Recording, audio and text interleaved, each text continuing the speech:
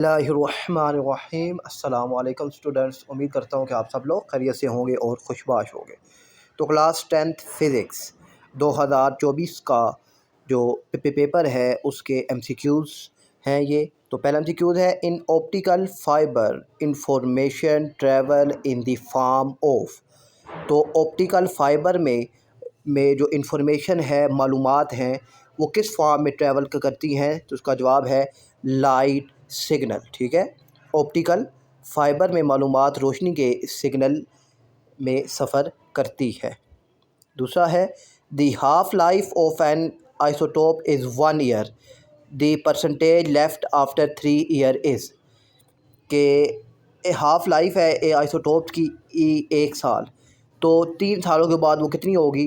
तो बच्चों, अब हाफ़ लाइफ 1 ईयर है, तो 1 साल के बाद वो कितना हो जाएगा? 50%।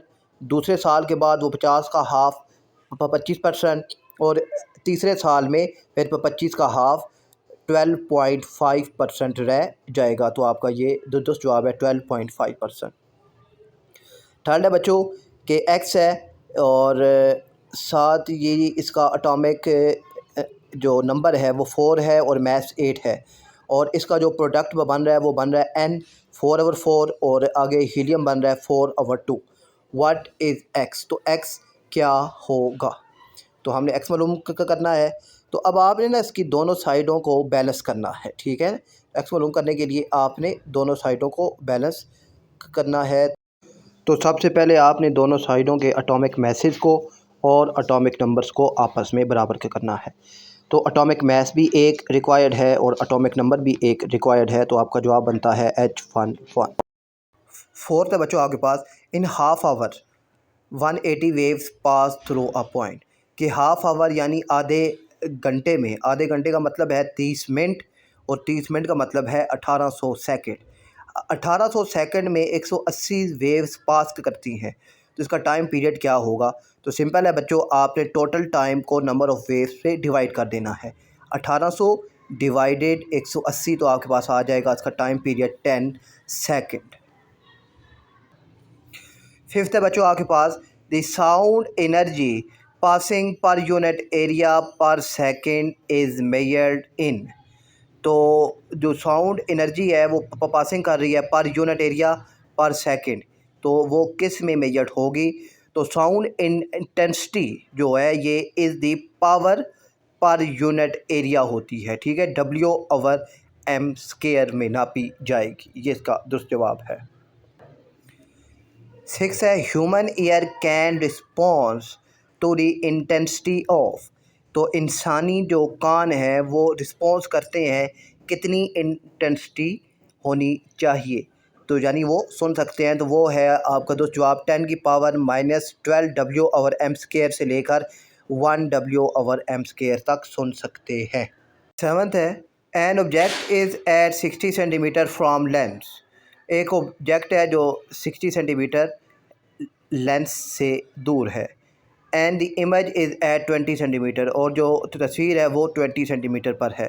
द मैग्नीफिकेशन इज़, तो मैग्नीफिकेशन क्या होगी? तो सिंपल बच्चों, अब दोनों का सबसे पहले देखना है यूनिट सेम है, तो फार्मूला आएगा image distance divided object distance. Image distance कितना है आपके पास? 20 है, और ऑब्जेक्ट डिस्टेंस कितना है? वो 60 है। 20 डिवाइडेड 60, 1/3 आपका जवाब आ जाएगा। 8 है बच्चों, potential difference between 2 point is 20 voltage यानी 20 V। The work need to shift 10 C यानी 10 कूलम चार्ज इज़। तो इसका जवाब आएगा बच्चों, अब देखिए आपने मालूम करना है वर्क। तो वर्क का फार्मूला होगा V×Q। V से मुराद वोल्टेज और Q से मुराद चार्ज। तो V20 × 10, तो इसका आंसर आएगा 200 जॉल। वर्क का यूनिट जॉल है। 9th है, how long does it take a current of 50 ampere to transfer 10 coulomb charge. तो आपने टाइम मालूम करना है। तो बच्चों जो होता है करंट का, उसका फार्मूला होता है I = Q/T। तो T मालूम करना है, तो T और I आपस में क्रॉस मल्टीप्लाई होंगे, तो T आ जाएगा Q/I। Q आपके पास है चार्ज, 10 डिवाइडेड 50 मिली एम्पेयर। तो यहाँ पर आपने 50 को 1000 के साथ डिवाइड करना है, तो आगे बताएगा 0.05, तो यहाँ आ जाएगा 200 सेकेंड। सवाल नंबर 10 है आपके पास, determined R T for the circuit. तो आपके पास मुख्तलिफ सर्किट्स हैं, रजिस्टर्स हैं। तो आर टी मालूम करना है तो सिंपल है, इन सीरीज़ में है तो आपने इन सबको जमा करना है।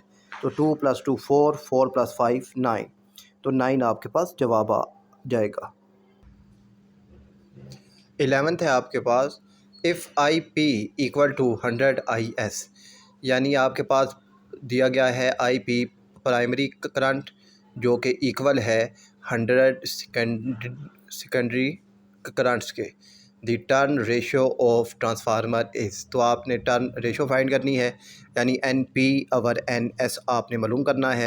N P over N S equal होता है I S over I P के। तो आई एस ऊपर आएगा वो 100 और आई जो है वो 1/100, यानी अब जो है आई एस ऊपर आ जाएगा 100 और आई पी आ जाएगा नीचे 1, तो 100:1 आपके पास इसका आंसर आ जाएगा।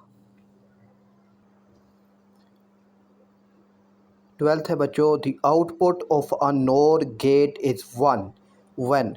तो नोर गेट एक वाहिद गेट्स है कि ये दोनों इनपुट्स जब ज़ीरो हों तो ये आउटपुट 1 देता है। तो यहाँ आपका जवाब है ए भी ज़ीरो है, बी भी ज़ीरो है।